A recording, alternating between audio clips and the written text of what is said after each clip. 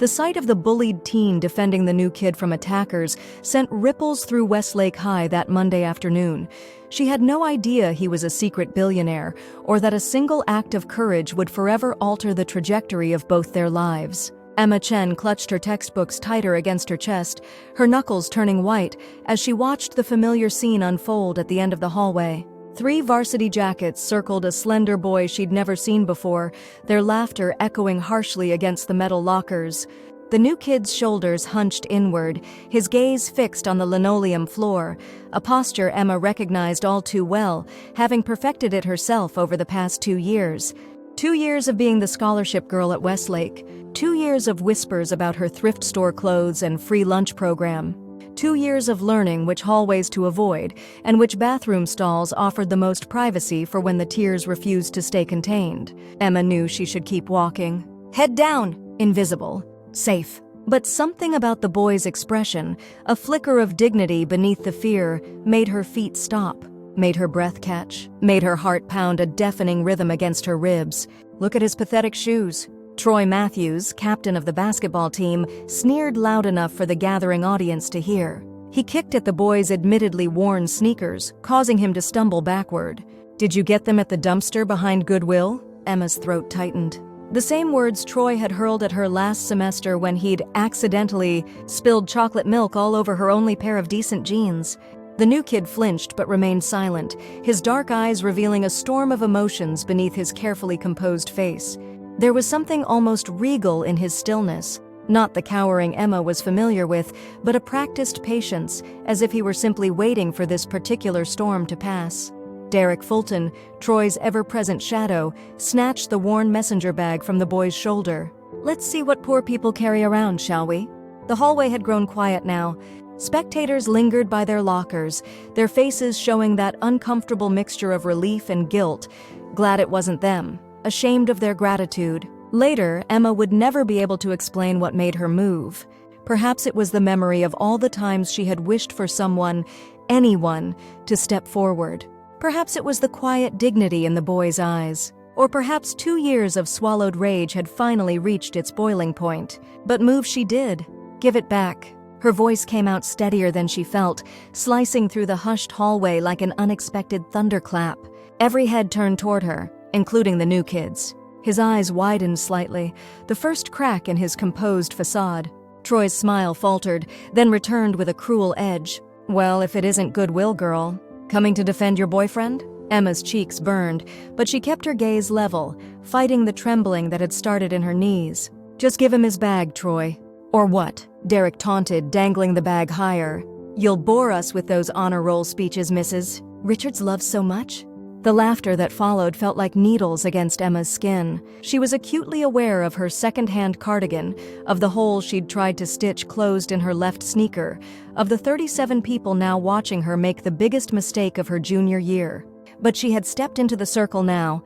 There was no going back. "Or I'll tell Coach Wilson who really broke into the trophy case last semester." The words left her mouth before she could reconsider, bringing with them an immediate stillness. She had never told anyone what she'd seen that night when she'd stayed late working on a chemistry project. Never thought she'd use it as leverage. Troy's face paled beneath his carefully maintained tan. "You're bluffing." Emma stepped closer, her heart hammering so loudly she was certain everyone could hear it.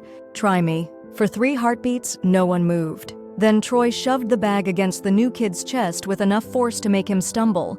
"Whatever. Not worth my time anyway." He turned to his friends. "Let's go." "The stench of desperation in this hallway is making me sick."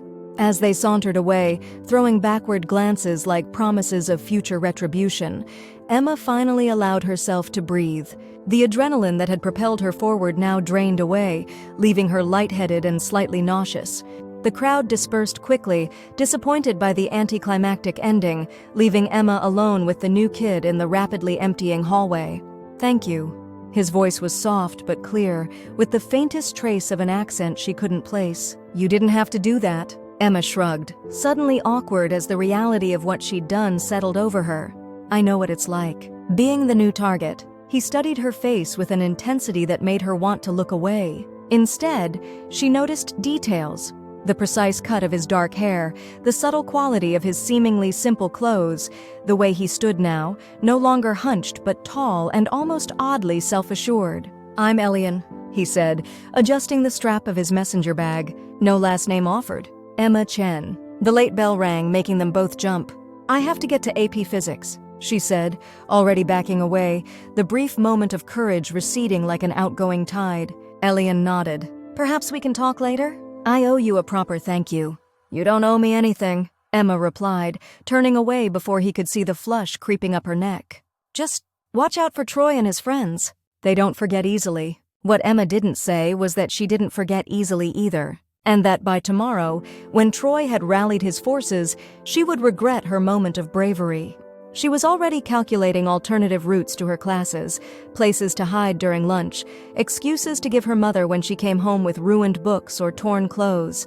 But for this one moment, walking down the empty hallway with her heart still racing and the memory of standing tall instead of small, Emma felt something she hadn't experienced in a very long time.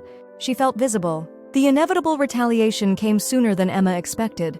By lunchtime, her locker had been vandalized with crude drawings and a single word scrawled in red marker: snitch. Her history textbook had mysteriously disappeared from her desk when she'd gone to sharpen her pencil. And the whispers, always the whispers, followed her through the corridors like persistent shadows. Emma sat alone at her usual table in the far corner of the cafeteria, picking at a salad she'd packed that morning. The apple she'd been saving for after school was missing from her bag, a small loss in the grand scheme of things, but it made her eyes sting nonetheless. Her mother had worked a double shift to buy that bag of apples. "May I join you?" She looked up, startled to find Elian standing beside her table, his lunch tray balanced in one hand. Without waiting for her answer, he slid into the seat across from her. Emma glanced around nervously. "You shouldn't sit here. They'll start targeting you for real. I believe that ship has sailed, as they say." His smile was small but genuine, crinkling the corners of his eyes. "Besides, I've endured worse than a few unimaginative insults." There was something in the way he said it, a heaviness that spoke of experiences beyond the typical teenage hardships that made Emma study him more carefully. His clothes, while not flashy, were of a quality she recognized from the department store windows she sometimes lingered in front of. His watch, half hidden beneath his sleeve, was thin and elegant. Yet here he was, sitting at the reject table with her, eating the same questionable cafeteria lasagna as everyone else. "Where did you transfer from?" she asked, curiosity temporarily overriding her usual caution. "Most recently, a boarding school in Switzerland." He said it so casually that it took Emma a moment to process. "Switzerland? As in Europe?" Elian's laugh was unexpectedly warm. "Last I checked, yes. Before that, we were in Singapore for a few years." "We?" "My family." His expression closed slightly. "My father's work requires frequent relocation." Emma wanted to ask more, but recognized the subtle shift in his demeanor, the same protective withdrawal she employed when conversations veered too close to her own family circumstances. Instead, she nodded toward his tray. "The lasagna's usually the safest option, but I'd avoid the green beans. Pretty sure they've been here since the school opened." His smile returned, and something in Emma's chest loosened, a tension she hadn't realized she was carrying. "I appreciate the culinary guidance," he said, deliberately pushing the green beans to the far side of his tray. "And the hallway guidance from earlier? You mentioned being a target yourself?" Emma stiffened. This was dangerous territory. The unspoken rule of the outcasts was that you didn't discuss your outcast status. It was acknowledged through silent solidarity, not conversation. "It's not important," she said, focusing intently on spearing a cherry tomato. "Just the usual high school hierarchy stuff." "There's nothing usual about cruelty," Elian replied, his voice taking on that unexpected gravity again. "Or about someone standing up to it." Before Emma could formulate a response, a commotion near the cafeteria entrance drew their attention. Troy and his entourage had arrived, scanning the room like predators seeking prey. When Troy's gaze landed on their table, his eyes narrowed. "We should go," Emma whispered, already gathering her things, the familiar knot of anxiety tightening in her stomach. But Elian didn't move. Instead, he calmly continued eating his lunch, his posture relaxed yet somehow alert, like a chess player anticipating his opponent's next move. "Seriously, Elian, you don't want to— Hey, Goodwill girl?" Troy's voice carried across the now hushed cafeteria. Teaching your charity case how the other half lives? Emma froze, her cheeks burning as every eye in the room turned toward them. This was exactly what she'd spent 2 years avoiding, being the center of attention, the target of public humiliation. Troy approached their table, flanked by Derek and another basketball player whose name Emma could never remember. You know what happens to snitches in the real world, Chen? Presumably they contribute more to society than those who peak in high school athletics, Elian answered before Emma could speak, his accent becoming slightly more pronounced. Though I admit my understanding of American social dynamics is still developing. The cafeteria went completely silent. Even Troy seemed momentarily thrown by the unexpected response. Who the hell do you think you are? Derek demanded, leaning forward to tower over Elian. Elian dabbed at his mouth with a napkin, the gesture so incongruously refined that it seemed almost like a subtle mockery. I'm simply a new student hoping to enjoy a mediocre lunch with someone who showed me kindness. Is that particularly offensive in this establishment? Troy recovered from his surprise, his face darkening. You think you're smart, huh? Let's see how smart you look with that fancy accent and that lasagna all over your… Mr. Matthews. Principal Harrington's voice cut through the confrontation like a knife. She stood just behind Troy, her arms crossed and her expression severe. I believe you and your friends are late for your mandatory study hall.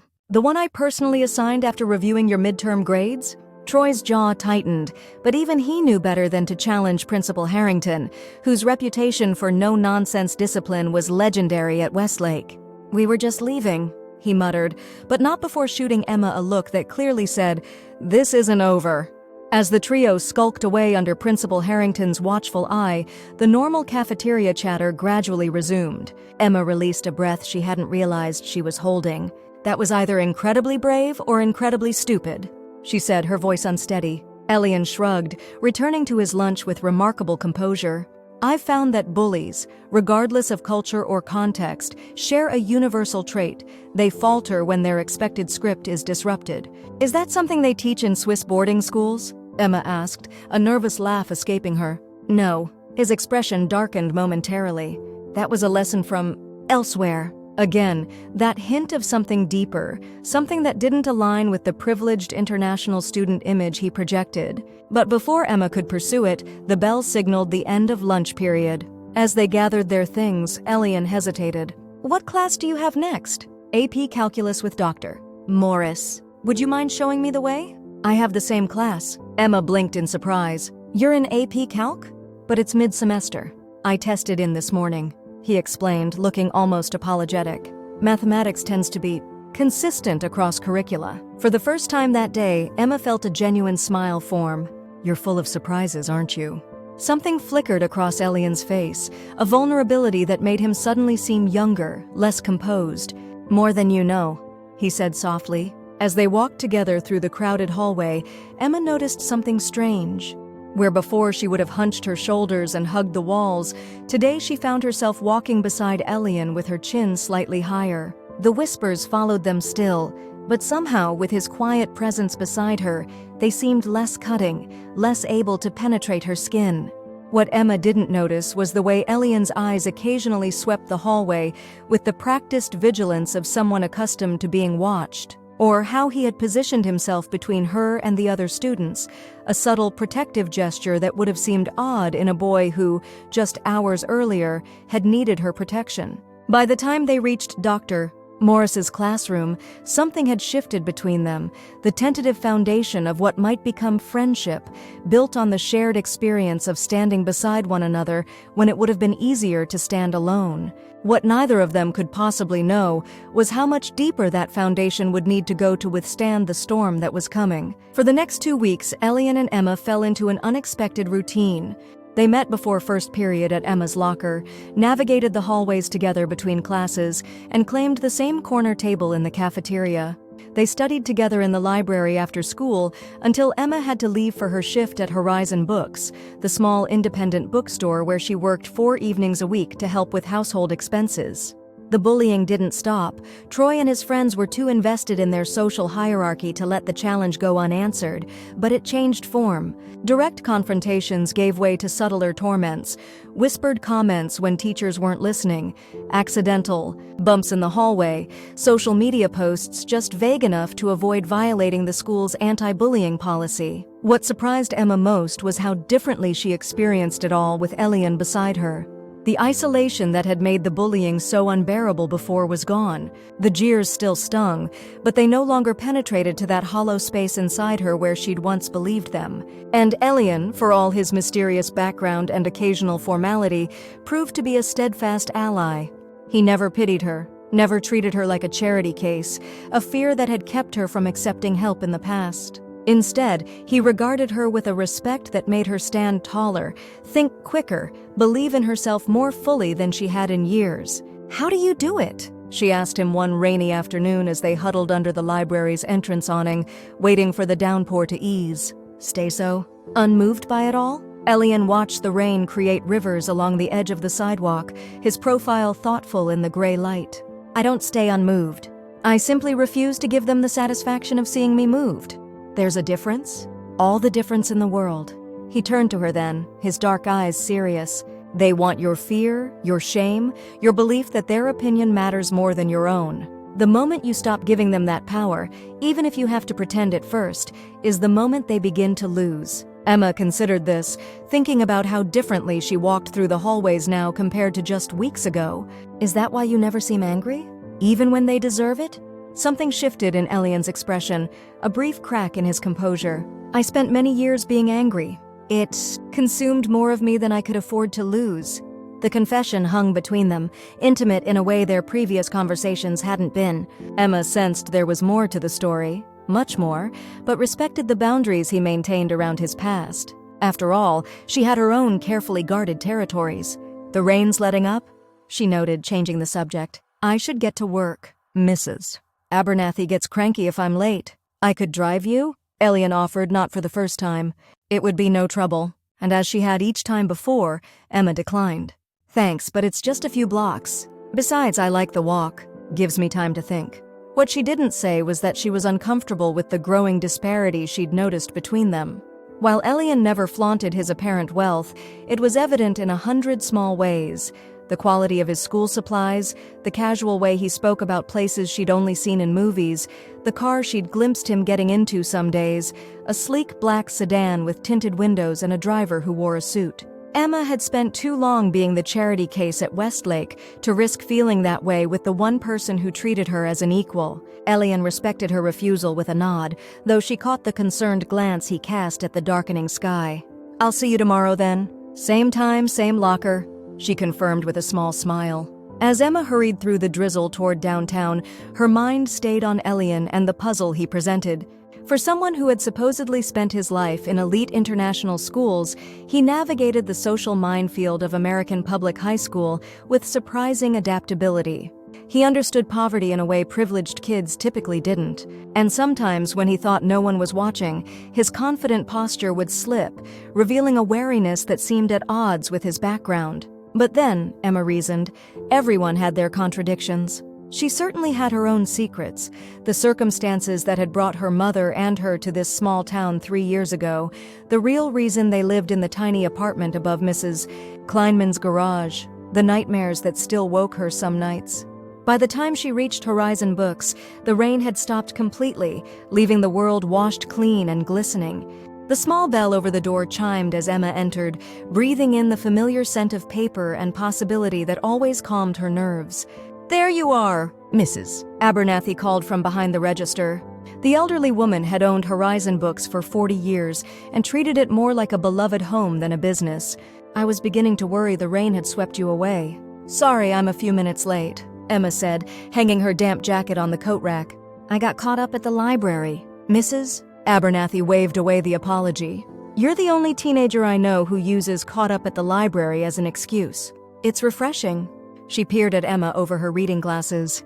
"Though I've been hearing it's not just books keeping you at school these days." Emma felt heat rise to her cheeks. Small towns and their gossip networks.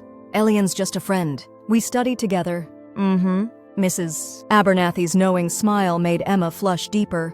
Well, this just friend came in yesterday while you were in the stockroom. Bought quite a stack of books. Very polite young man. Asked thoughtful questions about local authors. He was here? Emma tried to hide her surprise. Elian had never mentioned visiting her workplace.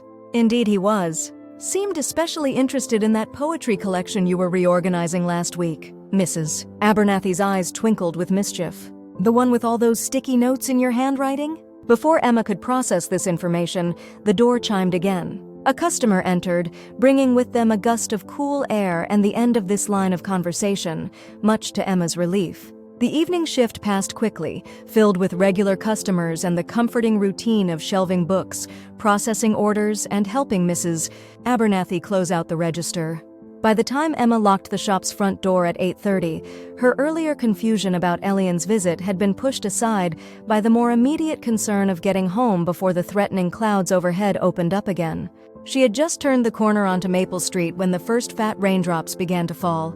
Quickening her pace, Emma cut through the small park that would shave 5 minutes off her walk home. The path was deserted at this hour, the old-fashioned lampposts casting pools of yellow light at regular intervals, barely penetrating the rapidly increasing downpour. The sound of footsteps behind her made Emma tense. She told herself it was just another person hurrying home through the rain, but the memory of Troy's parting look in the cafeteria weeks ago, "This isn't over," flashed through her mind. Emma walked faster, her breath coming in quick bursts that created small clouds in the cooling air. The footsteps behind her accelerated too. Just as she was about to break into a run, a hand grabbed her arm, spinning her around. "Hey, Chen, fancy meeting you here?" Troy's face loomed in the dim light, rain plastering his hair to his forehead. Derek and 2 other boys from the basketball team stood behind him, their expressions hidden in shadow. Fear shot through Emma like an electric current. The park was empty. No one would hear if she screamed. "Let go of me," she said, trying to keep her voice steady as she pulled her arm from his grasp. Troy smirked, stepping closer. "We've been waiting for a chance to chat without your foreign bodyguard. You've been avoiding us." "I have nothing to say to you." Emma backed away, only to feel her shoulders bump against one of the other boys who had moved behind her, closing their circle. "That's not very friendly." Troy's voice hardened. "Especially after you threatened me with your little snitch story. Made me look bad in front of everyone." "You made yourself look bad," Emma retorted, immediately regretting the words as Troy's expression darkened. "You think you're so smart? You and that weird foreign kid looking down on everyone." He stepped closer, rain dripping from his chin. "But I know the truth about you, Emma Chen. About why you and your mom really moved here." Ice-cold dread washed through Emma, stronger than her fear of physical intimidation. "You don't know anything about me, don't I?" Troy's smile was ugly now. "My dad's law firm handles a lot of interesting cases, keeps all kinds of records. It's amazing what you can find when you have access to the right files." Emma's lungs seemed to shrink, unable to pull in enough air. No one here knew about San Diego, about what had happened. Her mother had made sure of it, had chosen this small town specifically because it was so far removed from their past.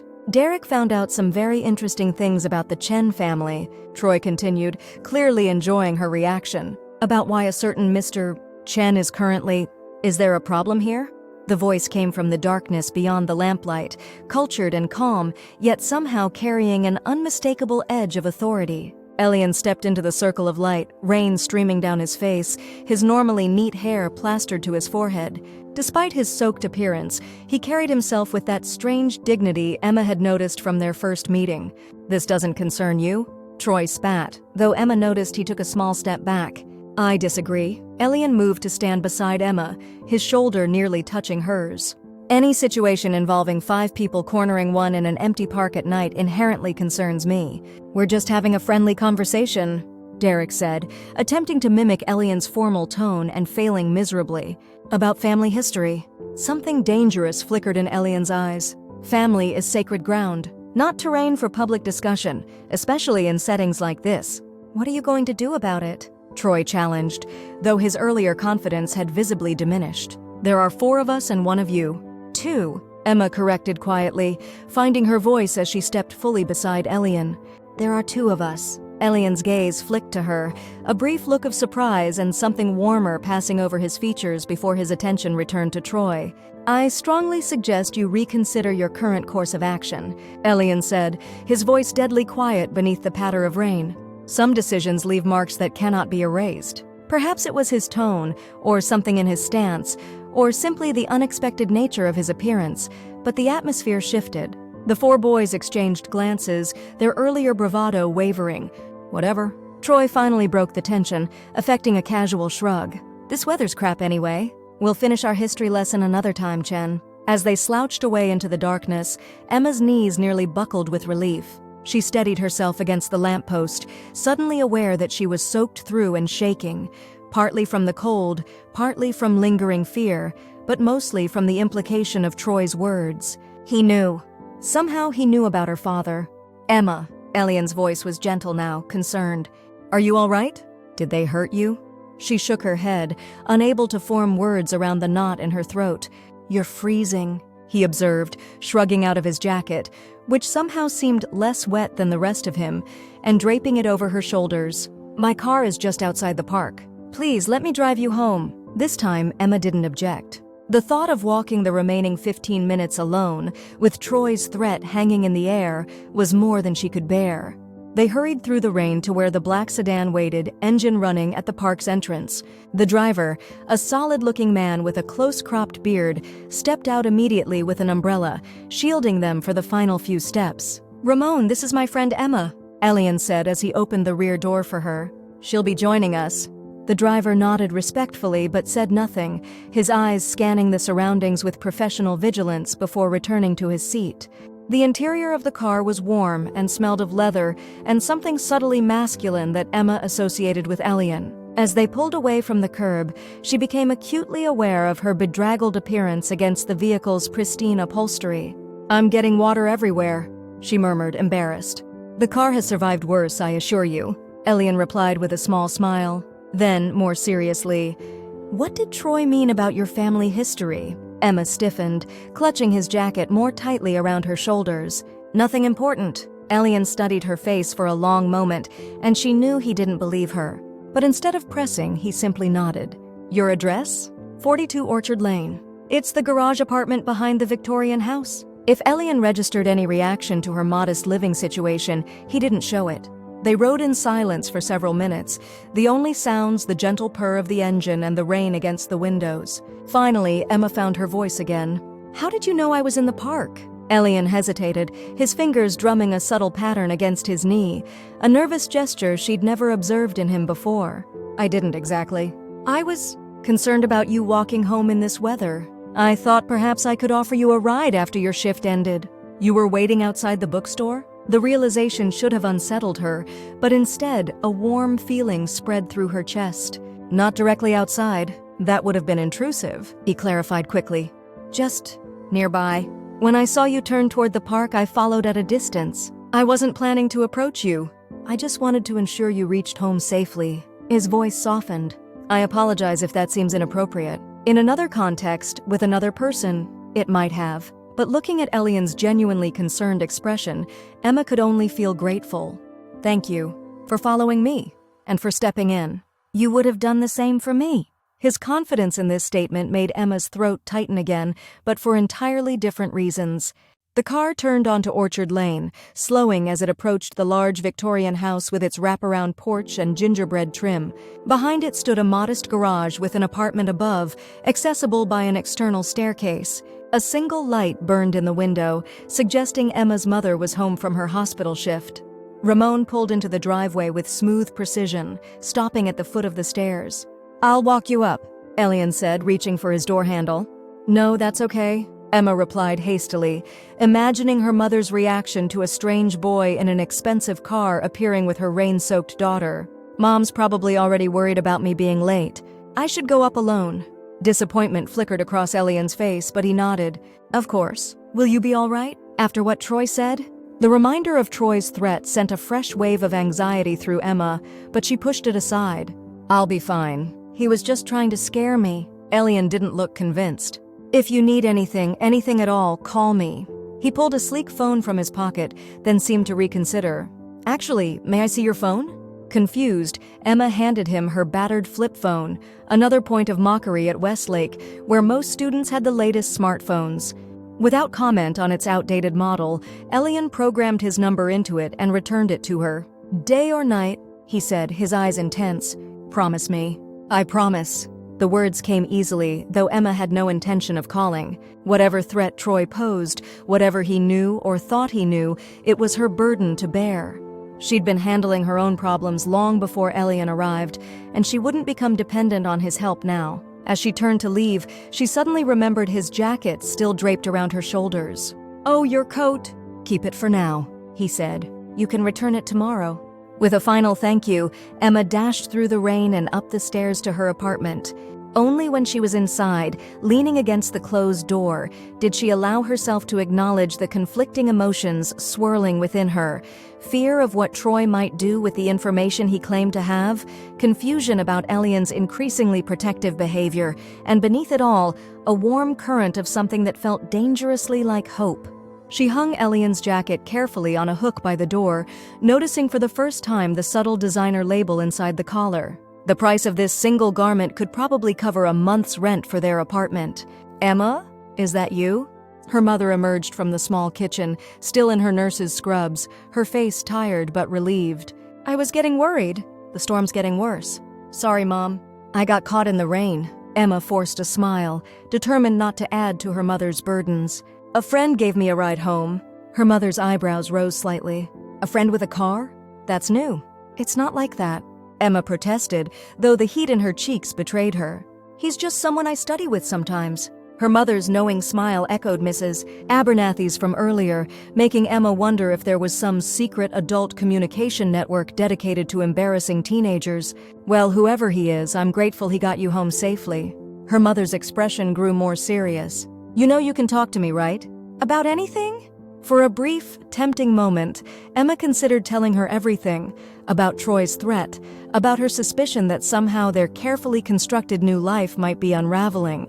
But the exhaustion in her mother's eyes stopped her. After everything they'd been through, after all her mother had sacrificed to give them this fresh start, how could Emma add another worry to her shoulders? "I know, Mom. Everything's fine. Just the usual high school drama." Later, as Emma lay in bed listening to the rain against her window, she found herself replaying the evening's events.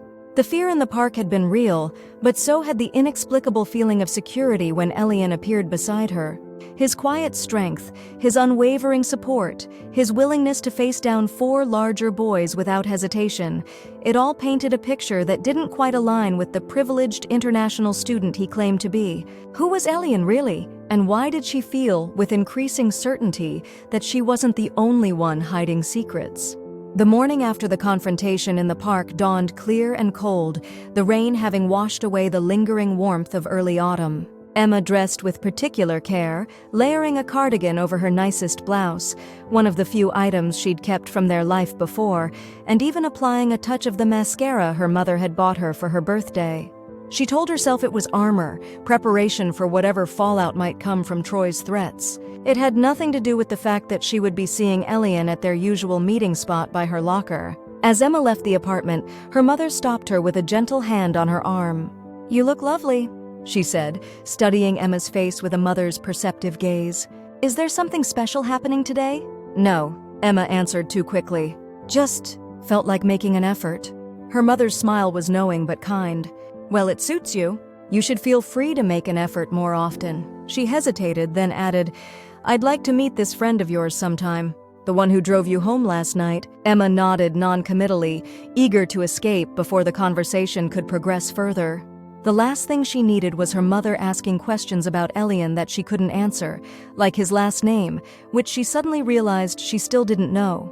The walk to school was brisk, fallen leaves crunching beneath Emma's feet as she hurried along sidewalks still puddle-strewn from the previous night's storm. Her mind raced with possible scenarios for the day ahead. Would Troy make good on his implied threat to expose her family's past? Would Elian ask more questions about what Troy had meant? And most pressingly, how would she return his expensive jacket without drawing attention? She need not have worried about the last point. When Emma arrived at her locker, Elian was already waiting, casually leaning against the wall as though he belonged there. His eyes brightened visibly when he spotted her. "You look well," he said by way of greeting. "No ill effects from last night's adventure?" "Adventure?" Emma raised an eyebrow as she worked her locker combination. "Is that what the privileged call being cornered in a park?" The teasing words slipped out before she could censor them, but rather than taking offense, Elian laughed, a genuine sound that drew curious glances from passing students who had never heard the reserved transfer student express such unguarded amusement. "Perspective is a powerful thing," he replied, his eyes still dancing with mirth, "though I admit my definition of adventure has been somewhat warped by certain life experiences." Before Emma could inquire about these mysterious experiences, she noticed something odd. The usual morning hallway traffic seemed to flow around them differently today. Students who normally ignored her, or worse, went out of their way to bump into her, now gave them a wide berth, with several casting furtive glances in their direction. "Is it my imagination, or is everyone acting weird this morning?" she murmured, retrieving Elian's neatly folded jacket from her backpack. "Here, thank you for lending it to me." Elian accepted the jacket with a nod but seemed distracted, his eyes tracking the movements around them with that peculiar alertness she'd noticed before. "Not your imagination," he confirmed quietly. "Something's changed." As if on cue, Troy and his friends entered the hallway from the gymnasium entrance. Emma tensed, preparing for the usual barrage of snide comments or accidental collisions. Instead, something even more unsettling occurred. Troy saw them, made direct eye contact, and then deliberately changed direction, steering his group away down a different corridor. "Okay, that was definitely weird," Emma said, closing her locker with more force than necessary. Troy never backs down. Especially not in public. Elian's expression had turned thoughtful, almost calculating. Perhaps our encounter last night gave him reason to reconsider his approach. 4 against 1 isn't exactly favorable odds, no matter how brave you were, Emma pointed out. And Troy isn't the type to be scared off easily. Sometimes it's not about the odds. Elian's voice had taken on that grave quality again, the one that made him sound much older than 17. It's about what someone perceives you're willing to risk or capable of doing. A chill that had nothing to do with the autumn weather ran down Emma's spine. Before she could question him further, the warning bell rang, sending students scurrying toward their first period classes. "We should talk," Elian said, falling into step beside her. "Properly. After school." "I have work at 4, Emma reminded him. "I'll drive you there afterward." His tone made it clear this wasn't merely a suggestion. "There are things I think we both need to discuss." The seriousness in his voice both concerned and intrigued Emma. All day, through her classes and the strangely subdued lunch period where even the usual background whispers seemed muted, she found herself wondering what Elian wanted to talk about. Had he somehow discovered the truth about her family? Or was there something else, something about himself that he needed to share? By the time the final bell rang, Emma's nerves were stretched thin with anticipation. She found Elian waiting outside her last class, his posture casual but his eyes watchful as they navigated the crowded hallway. "Not the library today?" he said, guiding her toward a side exit that led to the student parking lot. "I know somewhere more private." In ordinary circumstances, with any other person, Emma would have been wary of such a suggestion. But after weeks of growing friendship, and especially after last night, she trusted Elian in a way she hadn't trusted anyone since moving to this town. The black sedan waited in the far corner of the parking lot, Ramon standing attentively beside the rear door. As they approached, Emma noticed something she hadn't in the darkness and rain the previous night, a small discreet insignia on the car's door, some kind of family crest or logo. Ramon opened the door with a deferential nod. "Mr. Caravas." Emma froze mid-step. "Caravas?" she repeated, looking at Elian with new uncertainty. "That's your last name?" A flash of something? Regret? Concern? Crossed Elian's face. "Yes. I apologize for not introducing myself properly before now. It complicates things sometimes." Emma's mind raced, trying to place why the name sounded vaguely familiar. As she slid into the car beside Elian, a distant memory surfaced. A news article her mother had been reading months ago, something about a global technology conglomerate and a reclusive billionaire family. "Caravas," she said slowly as Ramon closed the door and circled to the driver's seat. "As in Caravas Industries? The tech company?" Elian's smile was tight, not reaching his eyes. Among other holdings, yes. The implications crashed over Emma like a wave. Not just wealthy, billionaire wealthy, international corporate empire wealthy, the kind of wealth that appeared on magazine covers and financial news segments. Why didn't you tell me? The question came out sharper than she'd intended, colored by a sudden feeling of betrayal that surprised her with its intensity. Would it have mattered? Elian's response was equally direct. Would you have treated me the same if you'd known? The honest answer caught in Emma's throat. Would she have defended him that first day if she'd known who he was? Would she have accepted his friendship, studied with him, shared lunches and conversations, if she'd been aware of the vast gulf between their worlds? I don't know, she admitted finally, looking out the window as the car pulled smoothly away from the school.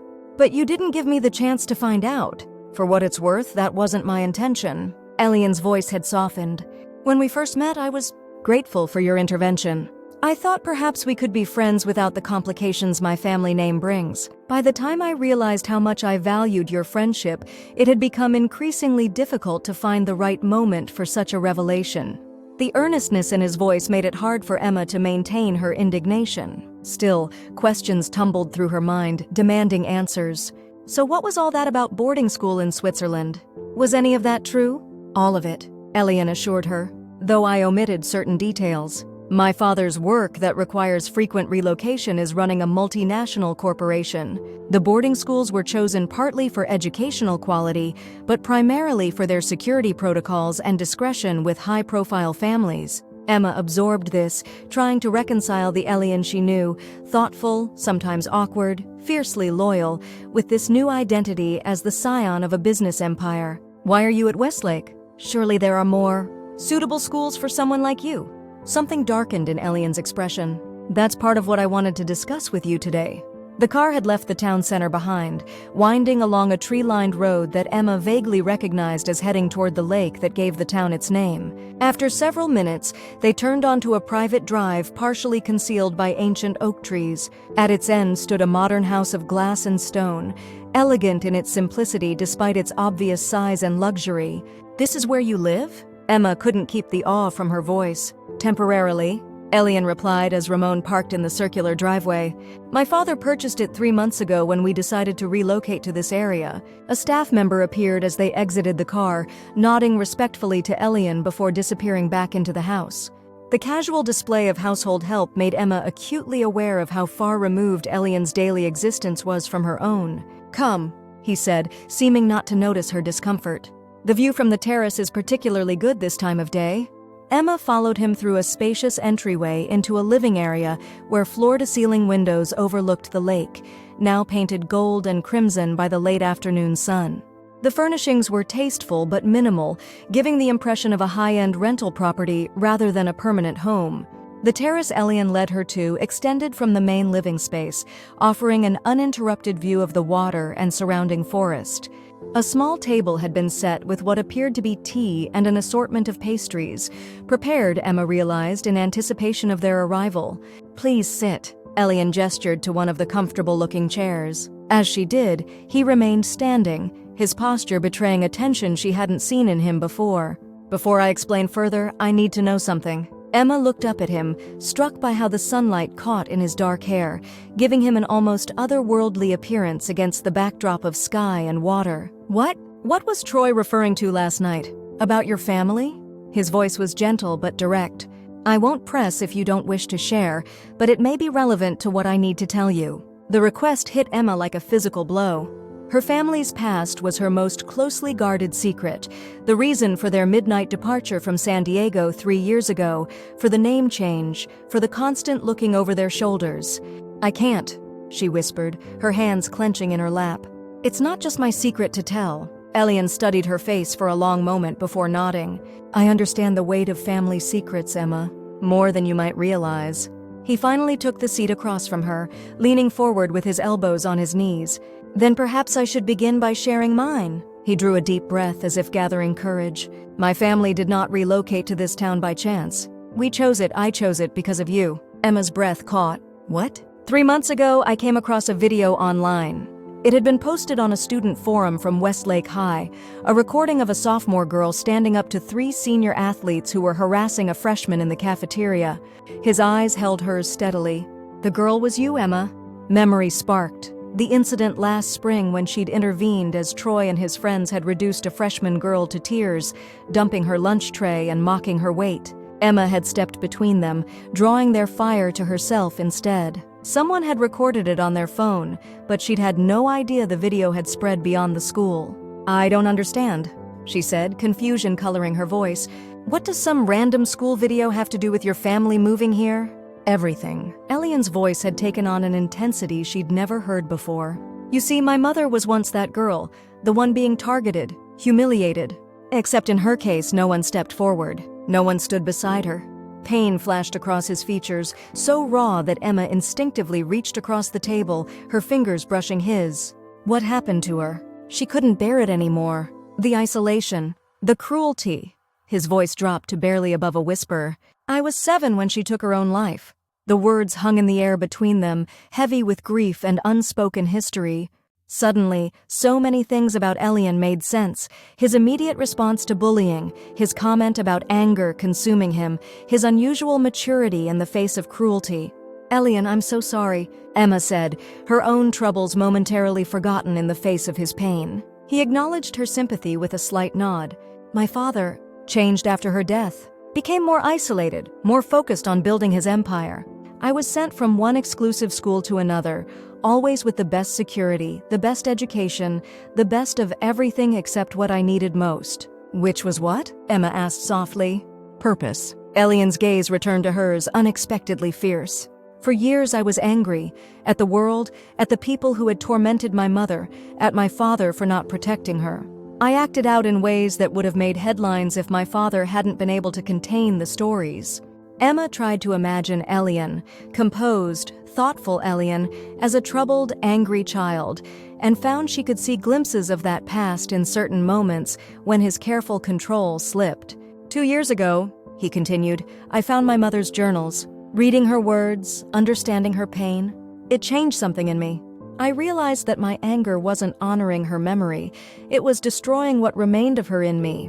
His expression softened. "She was kind, Emma. Deeply, intrinsically kind in a world that often punished such kindness.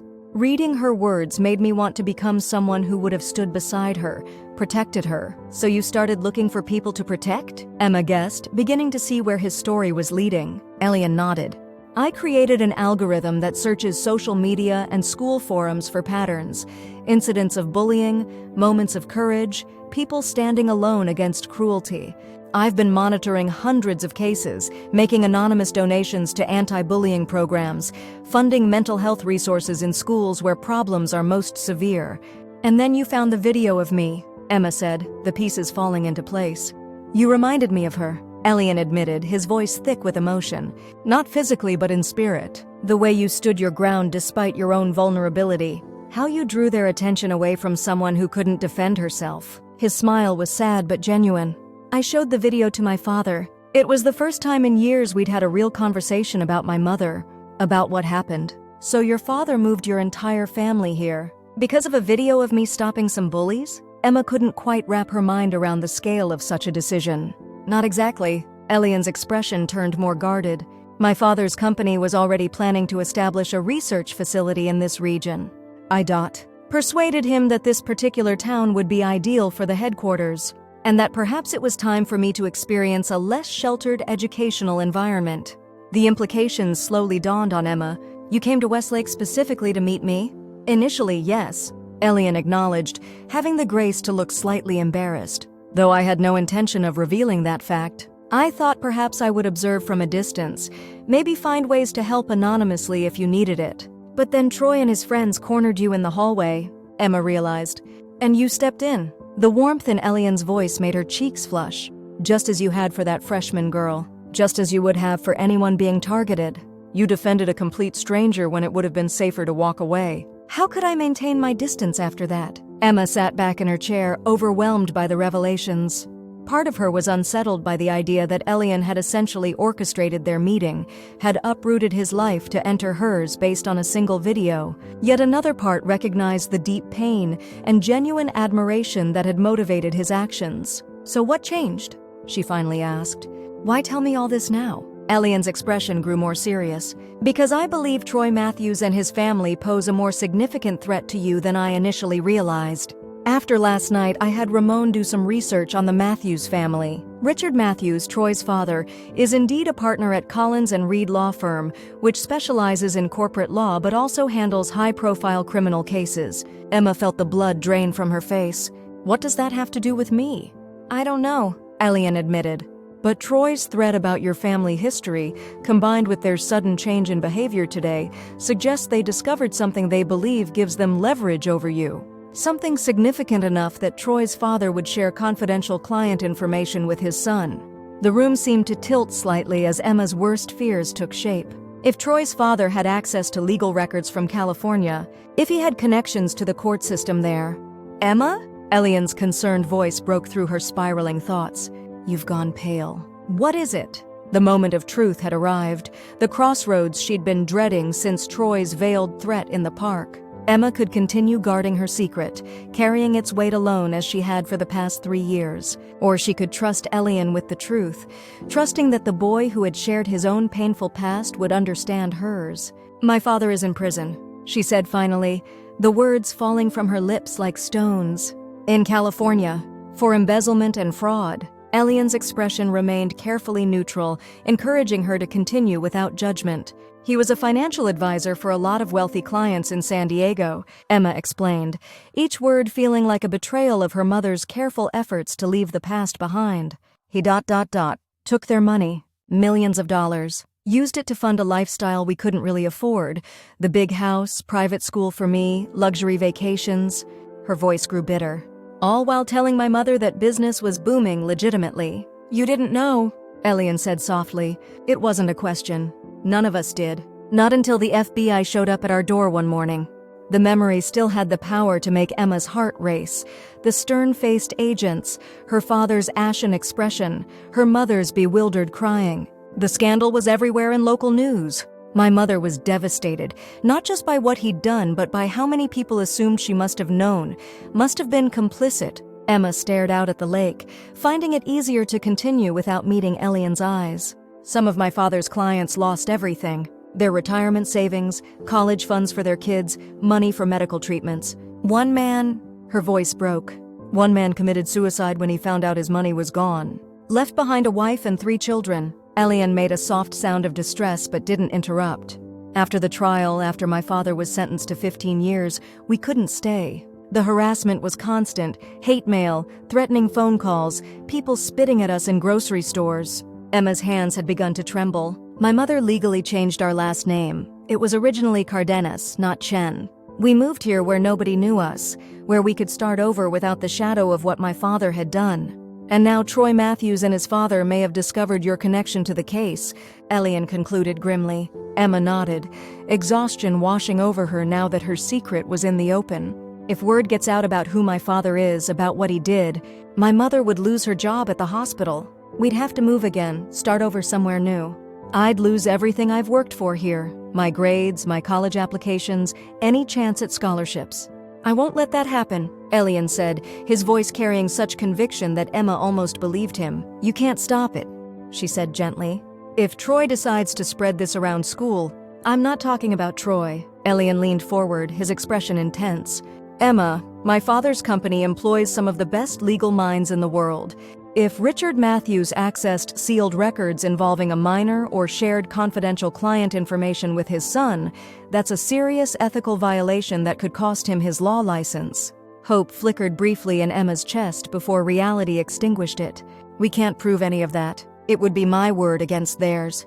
And the Matthews family has lived in this town for generations. Who do you think people would believe, them or the daughter of a convicted felon? Elian's smile was unexpected and slightly disconcerting. That's where being a Caravas might finally prove useful for something that matters. Before Emma could question what he meant, her phone buzzed with a text message. Checking it, she gasped. It's almost 5:30. I was supposed to be at work an hour ago. She jumped to her feet, panic flooding her system. Mrs. Abernathy is going to fire me. I need to go now. I'll have Ramon drive you. No. Emma cut him off, already moving toward the door. I need to think about all of this. It's too much, Elian. He rose quickly, concern evident in his features. At least let me, please, she said, pausing at the terrace doorway. I just need some space right now to process everything. Something like hurt flashed across Elian's face, but he nodded. Of course. I'll have Ramon take you to the bookstore immediately. No conversation required. The ride to Horizon Books passed in tense silence. Emma's mind whirled with everything she'd learned: Elian's true identity, the tragic story of his mother, his deliberate entry into her life, and most disturbingly, the potential threat from the Matthews family. By the time Ramon pulled up in front of the bookstore, she felt as though she'd aged years in a single afternoon. Emma, Elian said as she reached for the door handle, whatever you decide about us ... Please be careful. Troy's behavior today suggests something has changed. Don't underestimate what he might do. The genuine concern in his voice made her hesitate.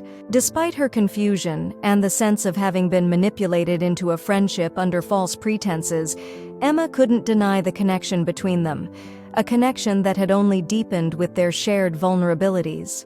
I'll be careful, she promised. And Elian, thank you for telling me the truth. Eventually, the ghost of a smile touched his lips.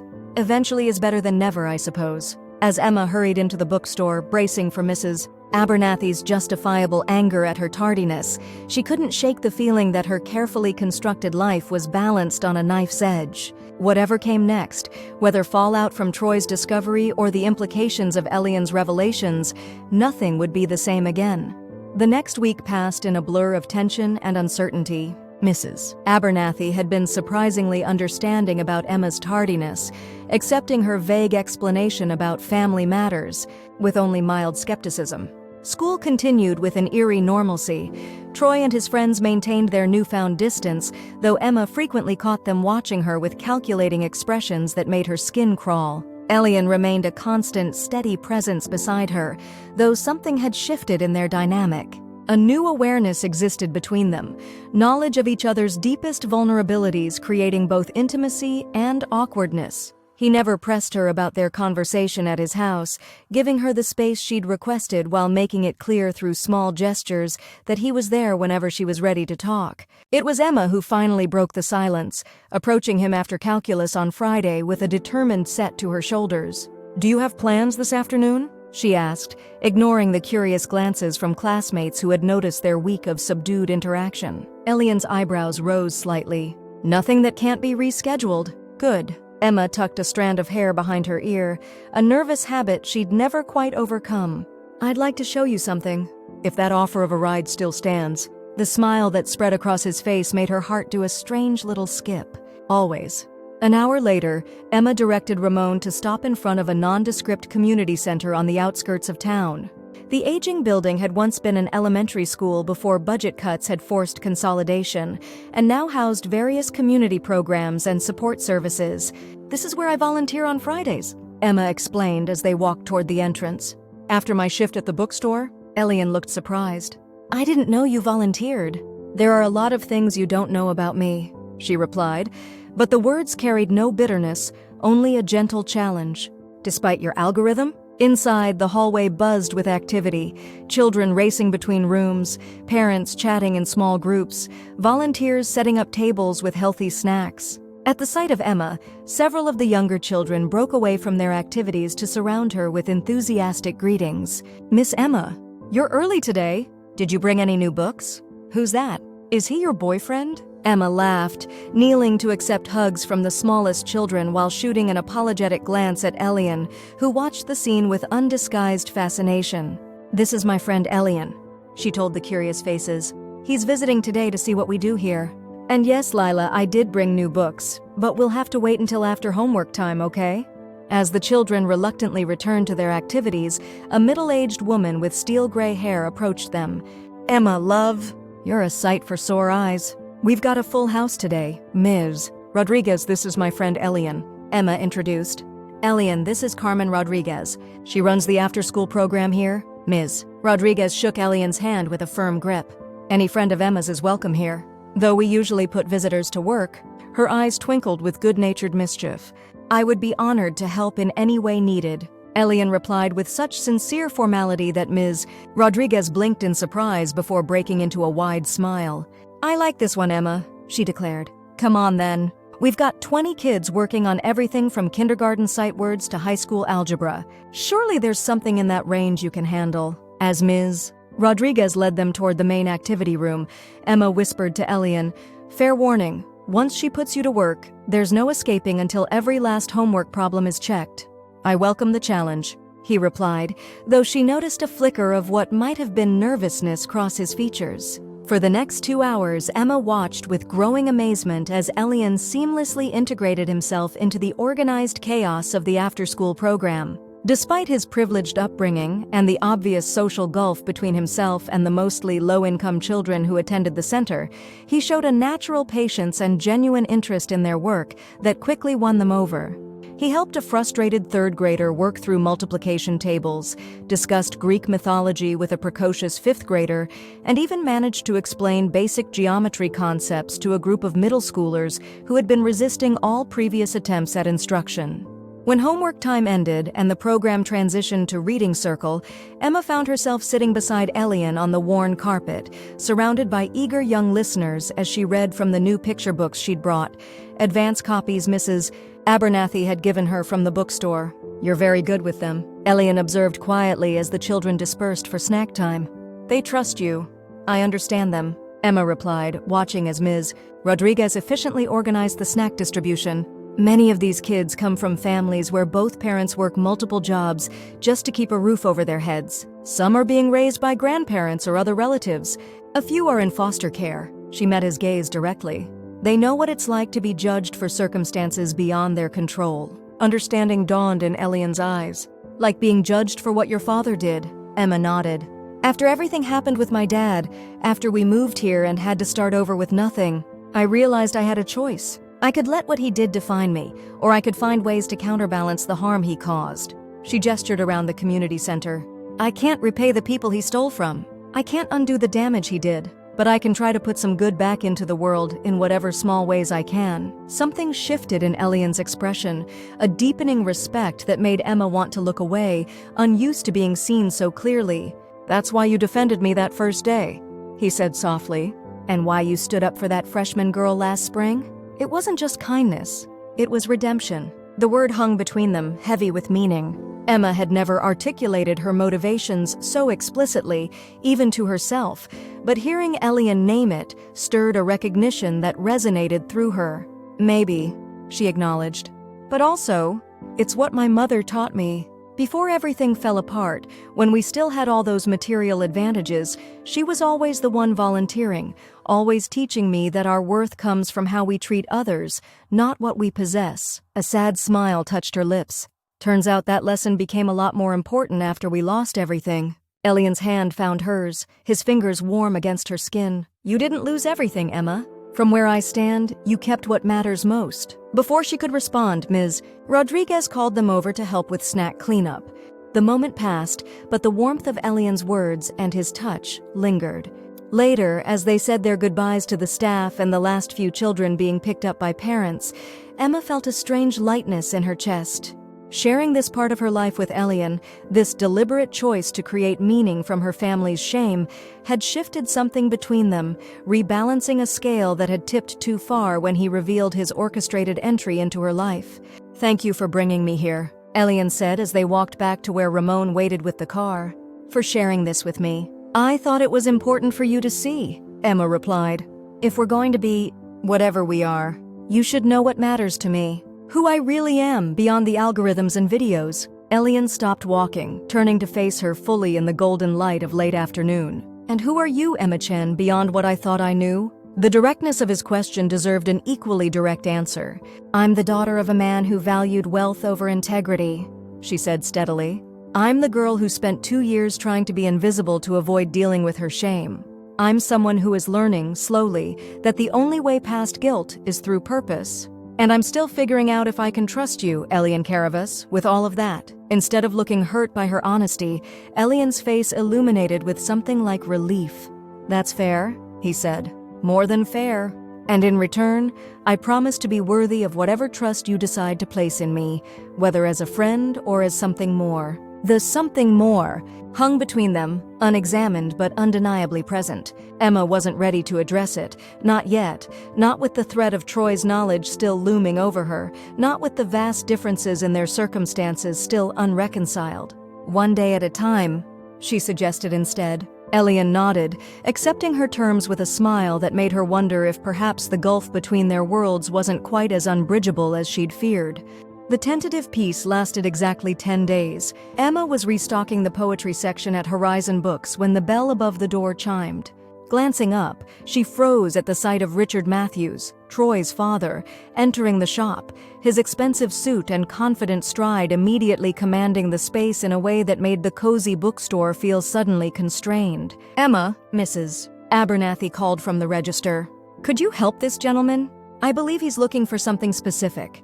There was no escape, no way to avoid the confrontation that had been brewing since that night in the park. With leaden feet, Emma approached Troy's father, forcing a professional smile onto her face. "Can I help you find something, sir?" Richard Matthews studied her with the calculating gaze she'd seen mirrored in his son's eyes. "Emma Chen, isn't it? Troy has mentioned you. Has he?" Emma kept her voice neutral, though her heart raced. "What can I help you find today, Mr. Matthews?" "Actually, I was hoping for a word in private." His smile didn't reach his eyes. "About a matter that might interest both you and your mother." Mrs. Abernathy glanced their way, her experienced bookseller's intuition clearly registering the tension. "Everything all right, Emma?" "Fine, Mrs. Abernathy," Emma replied, her mind racing. "Mr. Matthews and I are acquainted through school. Would it be okay if I took my break now? We could talk in the cafe next door." Mrs. Abernathy's eyes narrowed slightly, but she nodded. 15 minutes, then. "We've got a shipment coming in that needs processing." The small cafe adjoining the bookstore was nearly empty at this hour, the afternoon rush having subsided. Emma chose a table in the corner, as far from other patrons as possible, acutely aware of Richard Matthews's scrutiny as they sat down. "I'll come straight to the point, Miss Chen, or should I say Miss Cardenas?" Matthews began, his voice low but carrying an unmistakable edge. "I recently handled a case that required research into a certain San Diego financial scandal from a few years ago. Imagine my surprise when I discovered a connection to our little town." Emma's hands clenched in her lap. "What do you want, Mr. Matthews?" "Direct." "I appreciate that." He leaned forward slightly. "My son has experienced some difficulties at school recently. His basketball scholarship prospects have been jeopardized by certain disciplinary issues. Issues that began, coincidentally, around the time you made accusations about his involvement in vandalism at the school." "They weren't accusations, they were facts." Emma's voice remained steady despite her thundering heart. "I saw Troy and his friends break into the trophy case. I never reported it because you understand the value of discretion." Matthews interrupted smoothly. "Just as I hope you'll understand it now. My son needs his record cleared of these recent incidents if he's to have any hope of attending state next year." The implied threat hung in the air between them. Emma considered her options, none of them good. "And if these incidents magically disappear, what happens to my family's history?" "It remains precisely what it should be, private." Matthews's smile was all teeth. "This town values its long-standing families, Emma. The Matthews name carries significant influence with the school board, local businesses, the hospital board of directors. You're threatening my mother's job." Emma's voice had gone cold. "I prefer to think of it as highlighting our mutual interests in discretion." He checked his watch casually, as if they were discussing nothing more significant than the weather. "Speak to Principal Harrington. Explain that you may have misinterpreted what you saw regarding my son's activities. That's all I'm asking." "And Troy stops targeting me and my friends at school?" Emma pressed, thinking of Elian. Something flickered across Matthews's face, a flash of genuine confusion. "Troy assures me he's kept his distance from you recently, on my explicit instructions. Whatever adolescent nonsense existed between you should be considered resolved." This didn't align with Emma's understanding of Troy's behavior, but before she could question further, Matthews rose from his seat, apparently considering the conversation concluded. "I'll expect to hear from Principal Harrington by the end of the week," he said, straightening his already impeccable tie. "I'm sure you'll make the right decision for everyone involved." As he strode from the cafe, Emma remained frozen in place, the implications of the conversation washing over her in nauseating waves. Richard Matthews hadn't just discovered her family's secret, he was actively using it as leverage, threatening not only her own standing at school, but her mother's employment and their very ability to remain in the town they'd made their home. With trembling fingers, she pulled out her phone and, for the first time since he'd given her his number, called Elian. "He can't do this." Elian's voice was calm but carried an undercurrent of steel as they walked along the lakeshore later that evening. Ramon had picked her up after her shift ended, bringing her directly to Elian's house where she'd recounted her conversation with Richard Matthews. What he's doing constitutes blackmail. It's illegal. So is accessing sealed records involving a minor, Emma pointed out, kicking at a stone on the path. But that didn't stop him, and if I report him, he'll just follow through on his threat. The sun was setting over the water, painting the sky in dramatic streaks of orange and purple that would have been beautiful under other circumstances. Now, the beauty seemed like a cruel contrast to the ugliness of her situation. There must be a way to prevent him from revealing your past without giving in to his demands, Elian insisted, his brow furrowed in concentration. I've been trying to think of one for the past 3 hours. Emma's voice betrayed her exhaustion. Short of leaving town immediately, which would mean my mother losing her job anyway, and me giving up any chance at the scholarships I need for college, I don't see many options. They reached a small wooden dock that extended into the lake, stopping at its end. The water lapped gently against the weathered planks beneath their feet, its rhythmic sound normally soothing, but now just the backdrop to Emma's spiraling thoughts. What if, Elian began, then hesitated. What if we could neutralize the threat? Make the revelation of your father's crimes irrelevant? Emma gave a hollow laugh. Unless you have a time machine that can undo what my father did, I don't see how that's possible. Not a time machine, Elian said, turning to face her fully. But perhaps something almost as powerful in today's world, narrative control. I don't understand. The power of the Matthews family in this town comes from perception, from their long-standing reputation and connections, Elian explained, his eyes taking on that intensity she'd come to recognize when his mind was working through a complex problem. But reputations can change. Narratives can be shifted. You're talking about, what? Exposing Richard Matthews as a blackmailer? Emma shook her head. It would be my word against his. And again, he would just reveal my father's crimes in retaliation. I'm thinking of something different. Elian took her hands in his, an unexpected gesture that made Emma's pulse quicken despite her anxiety. What if instead of hiding from your father's actions, you owned the narrative? What if, before Richard Matthews can weaponize your past, you claim it yourself, but on your terms? The suggestion was so contrary to everything Emma and her mother had worked for, everything they had sacrificed to leave behind, that she nearly pulled her hands away in shock. You want me to publicly admit who my father is? What he did? Not as something shameful you've been hiding, Elian clarified quickly, but as part of a larger story, your story, of a young woman who faced the devastation of her father's crimes and chose to rebuild her life through education, hard work, and community service. Emma stared at him, trying to process the radical shift in perspective he was suggesting. People would still judge me. Judge my mother? Some would, Elian acknowledged. But others might see what I see, someone with extraordinary resilience and moral courage. Someone who refused to let her father's failures define her own character. It's too risky, Emma whispered, though a small part of her responded to the vision he was painting. And my mother, this would be devastating for her. She's worked so hard to protect us from the fallout. Elian's expression softened with understanding. Then we talked to her first. Together. Present not just the problem, but a comprehensive solution. What kind of solution could possibly make this okay for her? One that ensures her job is secure, for starters. Elian's voice took on a practical tone. The hospital board may value the Matthews family's influence, but they would value a substantial donation from Caravis Industries even more, especially if it came with a stipulation about retaining certain valued staff members. Emma pulled her hands away then, stepping back. So your solution is to use your family's money and influence to, what? Buy our safety? How is that different from what Matthews is doing? The difference, Elian said gently, is intent, consent, and outcome. Matthews is threatening you for personal gain.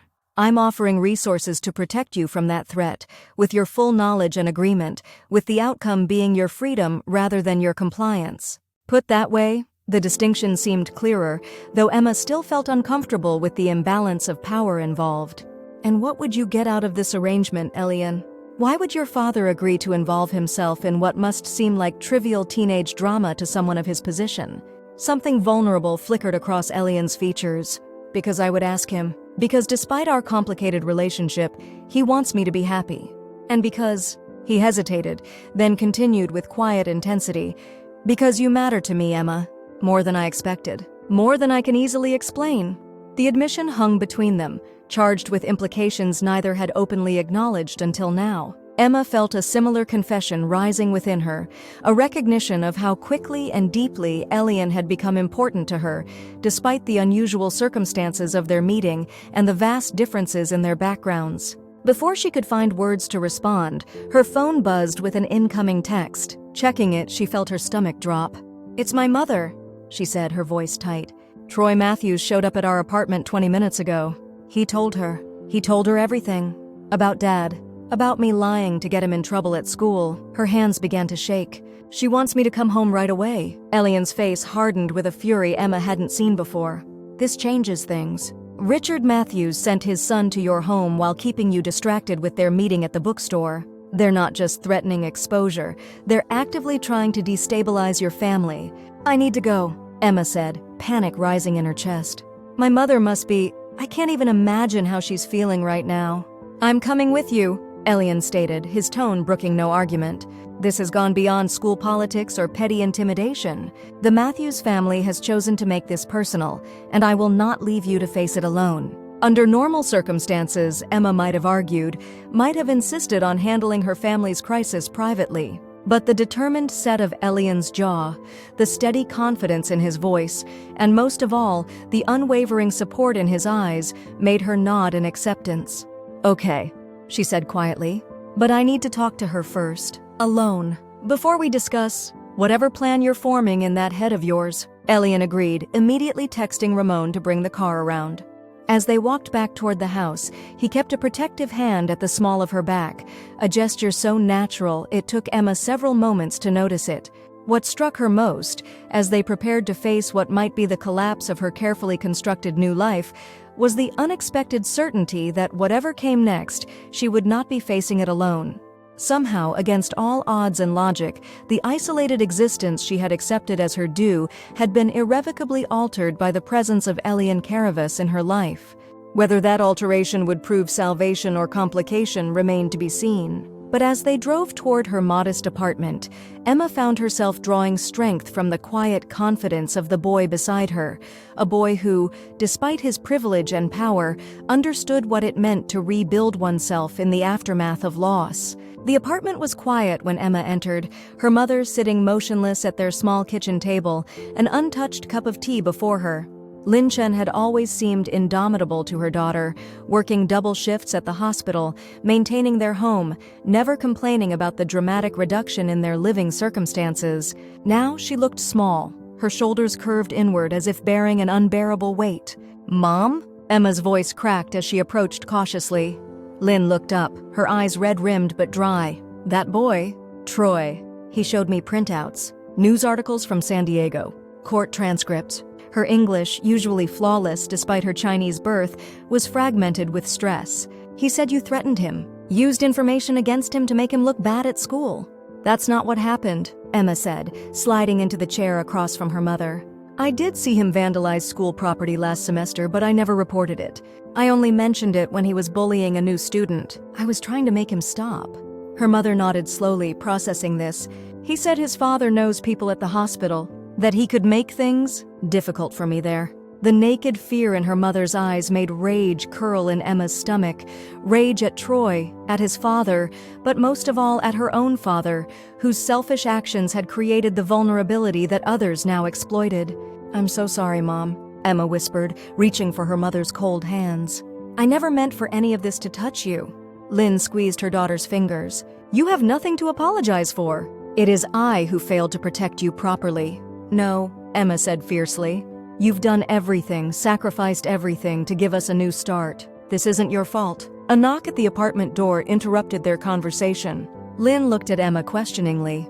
"That's a friend," Emma explained, suddenly uncertain how to introduce Elian and his connection to their situation. "Someone I trust. Someone who might be able to help us." Before her mother could respond, Emma rose to answer the door. Elian stood on the landing, having exchanged his casual clothes for a more formal button-down shirt and slacks, as if preparing for an important meeting. "Is this a good time?" he asked quietly. Emma nodded, stepping aside to let him enter. "Mom, this is Elian Caravas. He's a friend from school."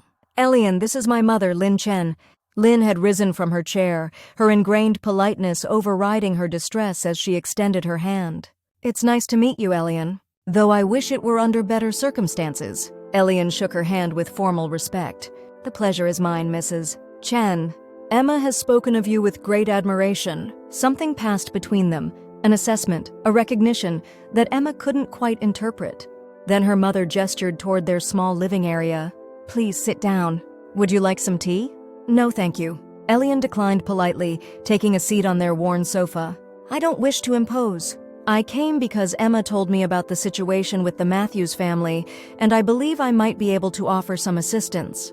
Lynn's eyes narrowed slightly as she resumed her place at the table. "You know about our history, Mom?" Emma interjected before Elian could respond. "There are some things I need to explain, about Elian and about what's been happening at school." Over the next half hour, Emma outlined everything: her initial defense of Elian in the hallway, their growing friendship, the confrontation in the park, and finally, Elian's true identity and his family's resources. Throughout her explanation, her mother's expression shifted from confusion to surprise to cautious interest. When Emma finished, Lynn turned her attention fully to Elian. "So you are saying your family would be willing to intervene in our situation? If you'll allow it, yes," Elian replied, meeting her gaze directly. "My father's company has been planning to establish a presence in this region for some time. Making certain that valued healthcare workers such as yourself are treated fairly by local institutions would align with our corporate interests in community stability." Emma fought a smile at the careful, diplomatic framing, so different from the emotional boy who had confessed his personal interest in her well-being just hours earlier. "And what would your family expect in return for this intervention?" Lynn asked, the wariness of someone who had learned the hard way that nothing came without a price evident in her voice. Elian's response was immediate and firm. "Nothing from you or Emma, Mrs. Chen.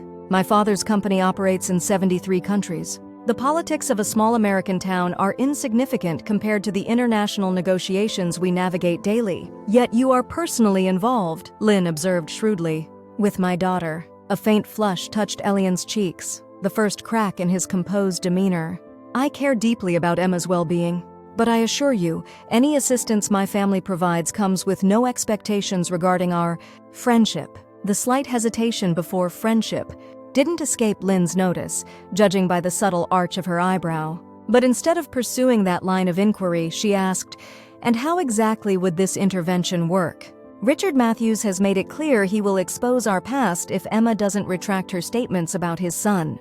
Elian leaned forward, his expression growing more animated as he outlined the strategy he had begun developing on the dock, a comprehensive approach that included legal protection, community narrative control, and strategic financial influence. "The key," he explained, "is transforming what the Matthews family sees as your vulnerability into a strength. Not by denying your past, but by reclaiming it on your own terms." As he spoke, Emma watched her mother's face carefully.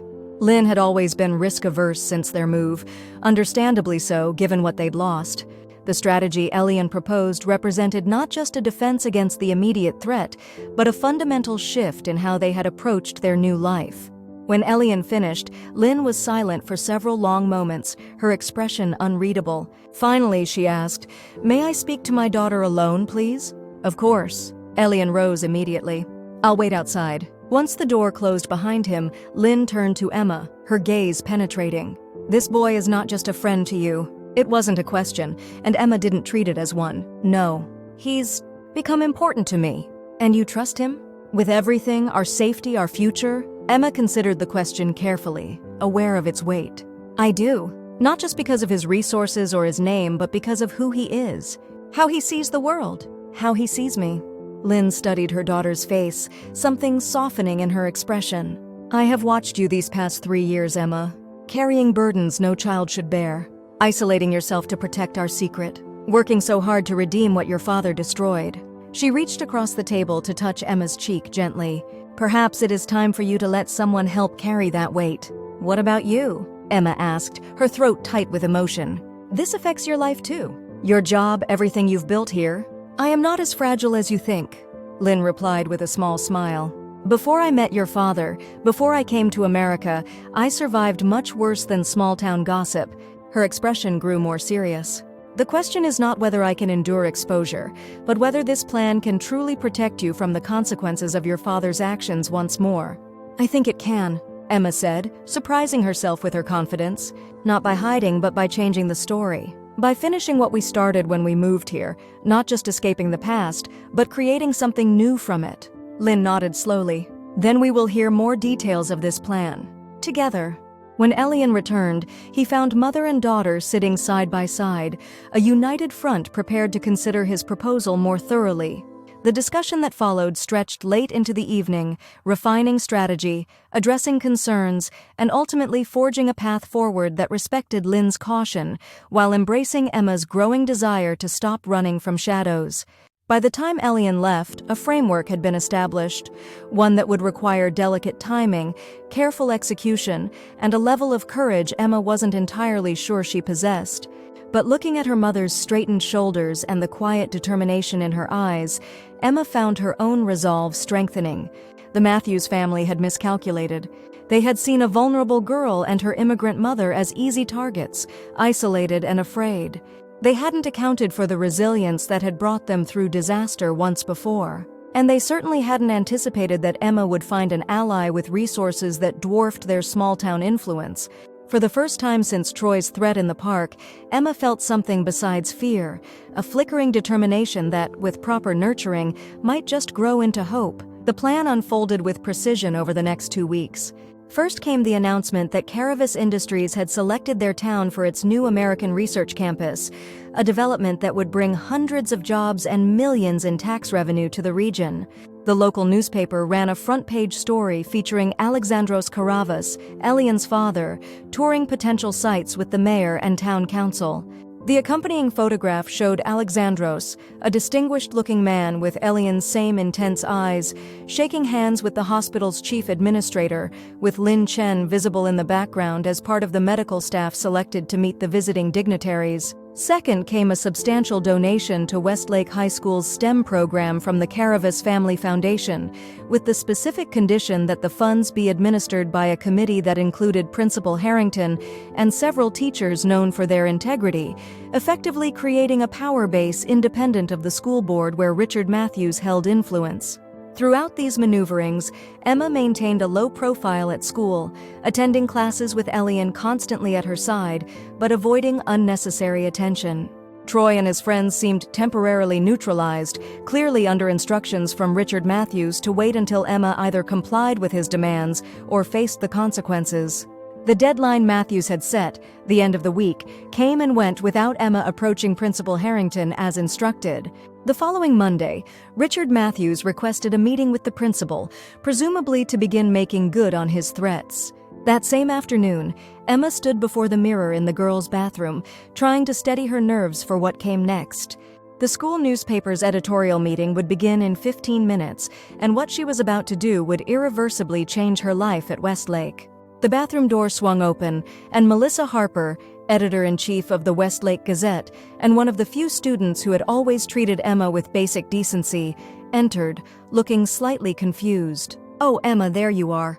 I got your note about having a story idea, but the meeting doesn't start for—" "I know," Emma interrupted, forcing herself to maintain eye contact despite her thundering heart. "I wanted to talk to you first." Privately, Melissa's confusion deepened, but her journalistic instincts clearly recognized something significant in Emma's demeanor. "Okay, I'm listening." "I want to write a personal essay," Emma began, the words coming out in a practiced rush. "About second chances, redemption, and facing your past. About being the daughter of David Cardenas." Melissa's eyes widened. "The investment advisor who defrauded dozens of clients out of millions of dollars in San Diego 3 years ago." "Yes." Emma swallowed hard. "That's my father. My original name was Emma Cardenas before my mother legally changed it to protect us after the trial." For a long moment, Melissa simply stared, journalist's mind visibly processing the implications of this revelation. Then, to Emma's surprise, she nodded slowly. Wow. That's a powerful story, Emma. But why tell it now? And why through the school paper? This was the crucial moment, the perfect segue into the narrative Elian had helped her craft. Because I'm tired of living in fear of being exposed. Because I want to control my own story instead of having it used against me. And because I think there's value in showing that children aren't defined by their parents' mistakes, especially in a community where family names carry so much weight. The last point landed exactly as intended, with Melissa's eyes narrowing thoughtfully. As editor of the school paper, she had experienced her own frustrations with the town's power dynamics, particularly the Matthews family's influence over school policies. This is going to cause waves, Melissa warned, though Emma could already see the journalistic excitement building behind her concern. Big ones. I know, Emma acknowledged. But I'm ready to face them, with support from the right people. The remaining minutes before the editorial meeting were spent outlining parameters, with Emma making it clear that she wanted to write the piece herself, but welcomed Melissa's editorial guidance. By the time they walked together to the newspaper office, a tentative publication date had been set for the following week's edition. What neither of them mentioned, though Emma suspected Melissa shrewdly guessed, was how perfectly timed this would be to counter whatever narrative Richard Matthews might be attempting to establish with the school administration. As Emma presented her proposal to the wider editorial team, she felt a strange calmness descend. The secret that had haunted her for years, that had shaped her every interaction and decision since arriving in this town, was finally being released from its cage. Whether the outcome would be liberation or destruction remained to be seen, but the act of choosing disclosure over concealment already felt like its own kind of victory. Later that evening, as Emma and Elian sat on his terrace watching the sun set over the lake, she recounted the meeting and the newspaper staff's cautious but supportive response. They voted unanimously to run it, she concluded, still slightly amazed. Melissa wants a draft by Thursday for initial edits. Are you surprised? Elian asked, his expression warm with pride. You're offering them an exclusive story with genuine emotional depth and local relevance. What editor could resist? Emma smiled at his framing. You make it sound like a strategic business decision rather than me exposing my family's darkest chapter to the entire school. Perhaps it's both, he replied, reaching for her hand across the space between their chairs. The most powerful strategies often align practical benefits with deeper truths. His touch sent a now familiar warmth through Emma's chest, a sensation she had stopped trying to deny or rationalize. Whatever name might eventually be given to their relationship, its importance in her life had become undeniable. What about your father's meeting with Principal Harrington? She asked, referring to the next phase of their plan. Has that been arranged? Elian nodded. Tomorrow morning. He'll present the proposal for the internship program linking Westlake students with Caravis Industries Research Division, the one that, coincidentally, requires a faculty oversight committee that excludes anyone with conflicts of interest through family connections to competing businesses. The elegant maneuver would effectively sideline Richard Matthews from any direct influence over the program, while creating a prestigious opportunity that the school couldn't afford to reject, essentially establishing a power base within Westlake that could counter the Matthews family's long-standing influence. And your father is really okay with all of this? Emma still found it difficult to believe that Alexandros Caravis, whose net worth exceeded the GDP of small countries, was willingly involving himself in what essentially amounted to high school politics. Elian's expression softened. My father understands using power to protect what matters to you. And I matter to him, even if we haven't always known how to express that to each other. He squeezed her hand gently. Just as you matter to me. The simple declaration hung in the air between them, weighted with all that remained unspoken. Emma felt words rising to her lips, an acknowledgement of her own feelings, a recognition of how thoroughly Elian had upended her carefully isolated existence. Before she could speak, her phone buzzed with an incoming text. Checking it, she felt a jolt of surprise. It's from Troy, she said, showing Elian the message. Need to talk. Alone. Not what you think. Tomorrow before school, Old Oak behind Science Building. Please, Elian frowned, immediately suspicious. It could be a trap. Or he could be breaking ranks with his father, Emma countered, studying the uncharacteristically brief and direct message. Either way, I think I should hear what he has to say. Not alone? Elian insisted, his protective instincts visibly flaring. I'll be nearby at least. Emma didn't argue, recognizing both the wisdom in his caution and the caring behind it. As she texted a brief affirmative response to Troy, she couldn't help wondering what new complication awaited her the next morning, and whether their carefully constructed strategy was about to face an unexpected challenge. The old oak tree behind the science building stood in a secluded corner of the Westlake campus, far from the usual morning gathering spots. Emma arrived 15 minutes before first period, her steps slowing as she spotted Troy already waiting, leaning against the massive trunk with an uncharacteristically subdued posture. Elian had reluctantly agreed to give her space for the conversation, positioning himself near the science building's side entrance where he could observe without intruding. His protective presence, visible just within her peripheral vision, gave Emma the courage to approach Troy directly. "I'm here," she said simply, stopping a few feet away. "What did you want to talk about?" Troy straightened, and Emma was struck by how different he looked outside his usual context of smirking confidence surrounded by admirers. Here, alone, he seemed younger, almost vulnerable. "I know what you're doing," he began, his voice lacking its usual aggressive edge. "The newspaper story. Outing yourself before my dad can do it." Emma kept her expression neutral. "If you know that, then you know I'm not going to retract my statement about what I saw last semester. There's no leverage anymore. That's not why I asked you to meet me." Troy ran a hand through his hair, a gesture of genuine agitation.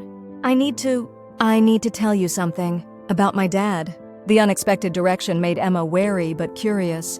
"I'm listening." Troy seemed to struggle with himself, glancing around as if fearful of being overheard. "My dad isn't just threatening to expose your family history. He's trying to access sealed juvenile records." "Your juvenile records?" Ice shot through Emma's veins. "What are you talking about?" "I don't have a juvenile record."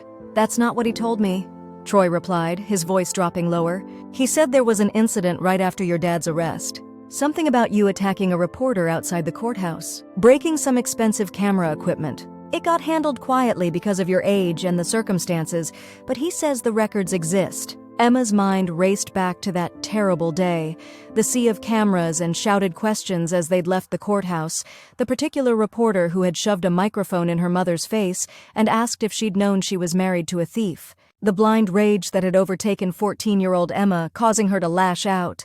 The police officers who had separated them. The quiet conversations between attorneys. The stern warning instead of formal charges. She had nearly forgotten it in the tsunami of larger traumas that followed, but Troy's words confirmed it had not been as completely buried as she'd thought. "Why are you telling me this?" she asked, fighting to keep her voice steady. Troy's expression reflected something she'd never seen from him before, what appeared to be genuine remorse. "Because this has gone too far. My dad, he's obsessed with making sure I get that basketball scholarship. With maintaining our family's standing in town. He's always been controlling, but lately," he shook his head. "He's accessing confidential records, using his firm's resources for personal vendettas. It's not right." Emma studied him carefully, looking for any sign of deception. "And you suddenly developed a conscience about this?" "Not suddenly," Troy admitted, a flush creeping up his neck. "My mom left last year because of how controlling he'd become. She's been trying to get me to come live with her instead, but I stayed because of basketball, because of my friends here." His voice grew quieter. "But what he's doing to you, to your mom, it's the same kind of thing that drove my mom away. Using power to control people." The revelation of Troy's family situation cast his behavior in a new light, not excusing it, but perhaps explaining some of the anger and domination issues he'd displayed. "I appreciate the warning," Emma said cautiously, "but I'm not sure what you expect me to do with this information." "I don't know," Troy admitted, frustration evident in his voice. I needed to tell someone. And when I heard about Caravis Industries coming to town, about your connection to Elian Caravis," he trailed off, then continued more firmly. "My dad is scared. For the first time, he's facing someone with more influence than our family. It's making him desperate, which makes him dangerous." A warning bell rang in the distance, signaling 5 minutes until first period. Troy straightened, his usual mask of confidence slipping back into place, though it now seemed transparently thin to Emma's eyes. "Just watch your back," he said. "And maybe don't assume I'm always the enemy, okay?" Before Emma could respond, he walked away, shoulders hunched against an invisible weight. She watched him go, mind whirling with implications and new complications. When Elian appeared at her side moments later, his expression was questioning. "What did he want?" he asked, eyes tracking Troy's retreating figure. Emma turned to him, suddenly aware that their carefully constructed plan had just encountered a significant complication. "We have a problem," she said quietly, "and I think we need to accelerate our timeline." The next 48 hours passed in a blur of activity. Emma's revelation about Richard Matthews attempting to access her sealed juvenile records added urgency to their strategy, prompting Elian to involve his father more directly. Alexandros Karavas, upon learning the full situation, had reacted with a cold anger that reminded Emma startlingly of his son. Using a child's momentary lapse of control during family trauma as leverage is beyond unethical, he had stated during a brief meeting in his temporary office. It will not stand. What followed was a carefully orchestrated sequence of events that demonstrated to Emma why the Karavas name carried such weight in global business.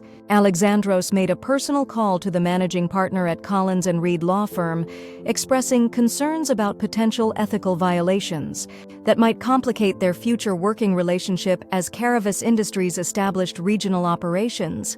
By that afternoon, Richard Matthews had been placed on administrative leave pending an internal review.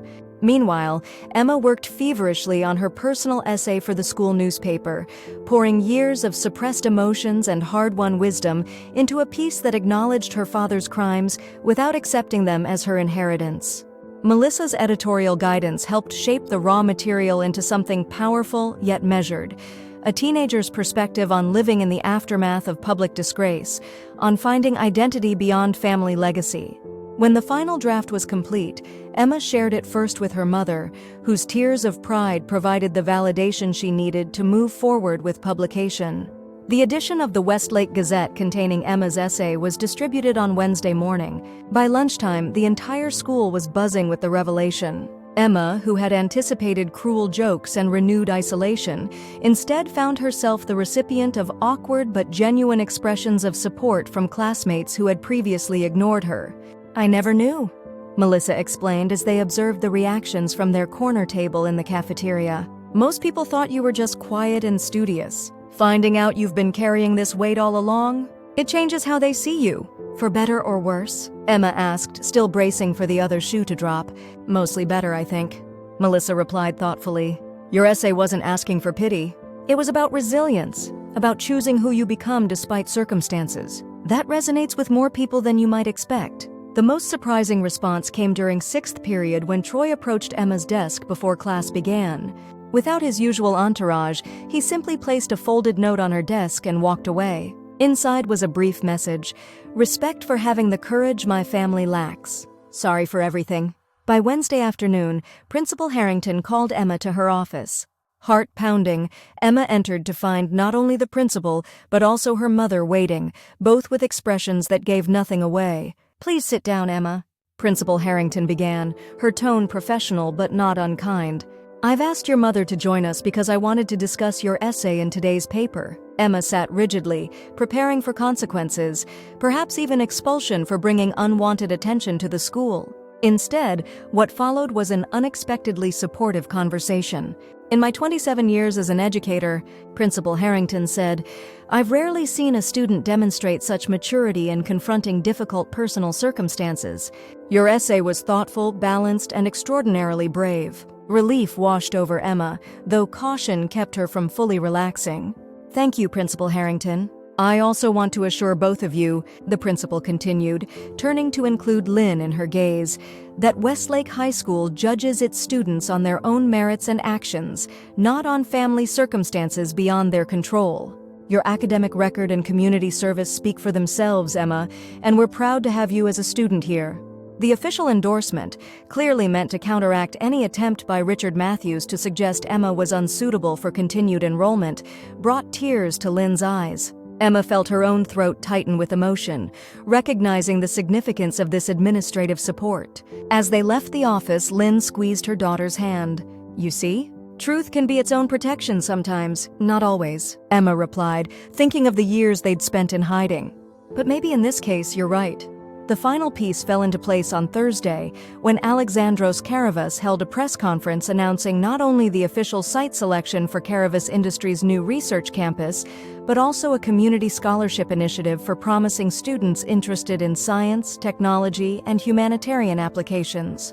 Standing beside his father on the makeshift stage, Elian looked both proud and slightly uncomfortable with the public attention. His eyes, however, never left Emma where she stood with her mother in the audience of community members gathered for the announcement.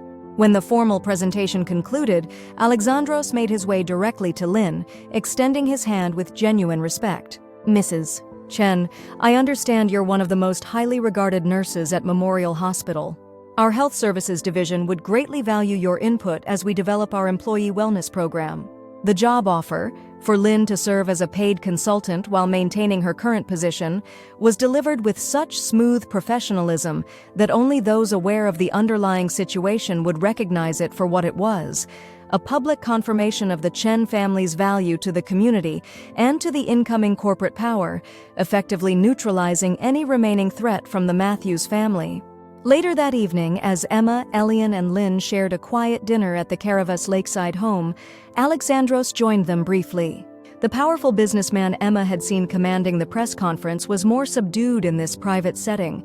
His attention focused primarily on his son, with a mixture of pride and something that looked almost like uncertainty.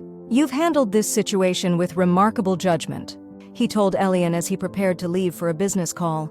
"Your mother would have been proud." The simple statement visibly affected Elian, a flash of vulnerable emotion crossing his features before he composed himself. "Thank you, Father."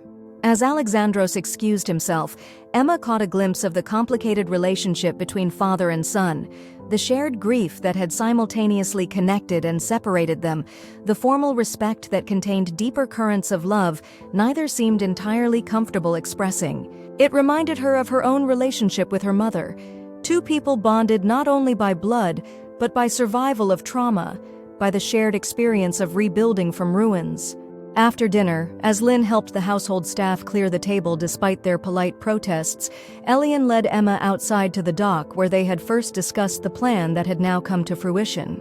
The evening was cool, stars emerging in the darkening sky above the still water. "It worked," Emma said, still slightly dazed by how quickly and completely the situation had resolved.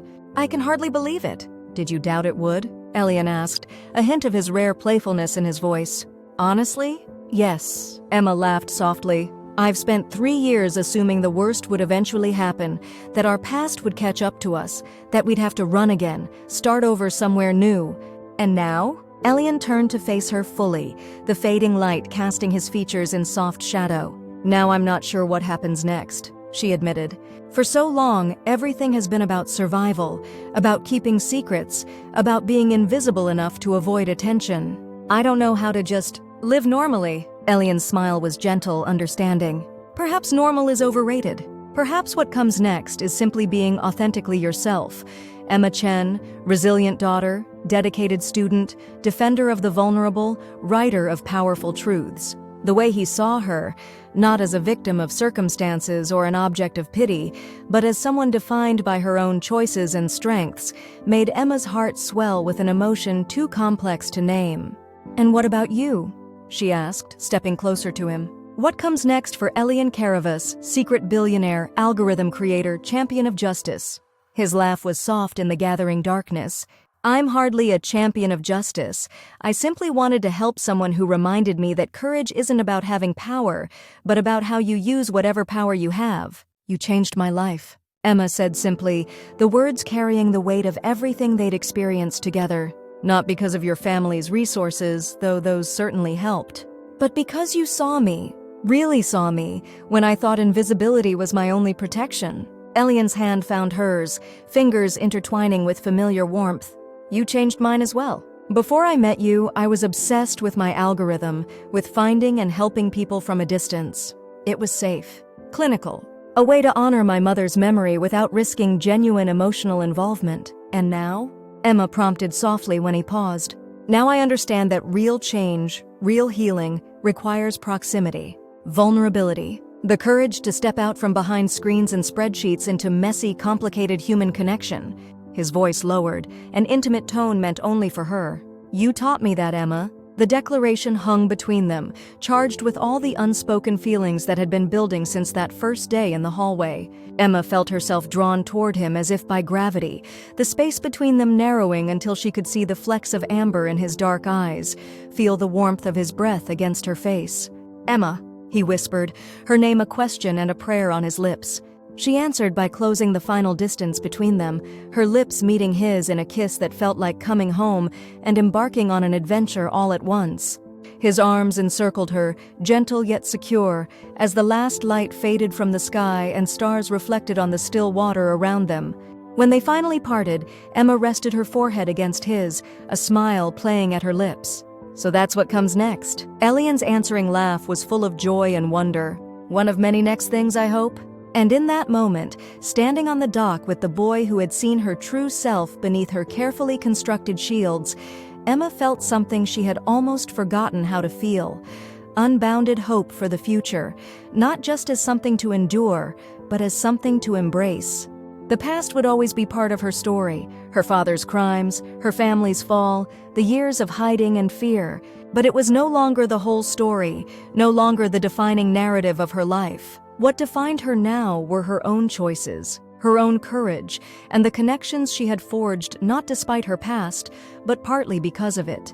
As Elian's hand found hers again, warm and steady in the cool evening air, Emma recognized that the teen who had stepped forward to defend a stranger in the hallway had been defending herself as well, claiming her right to be more than a secret, more than a victim, more than the daughter of a man who had chosen wrong. She had become at last simply and powerfully herself, Emma Chen, seen and known and valued for exactly who she was. And that, she realized as she and Elian walked back toward the house where her mother waited, where new possibilities beckoned, was the greatest transformation of all.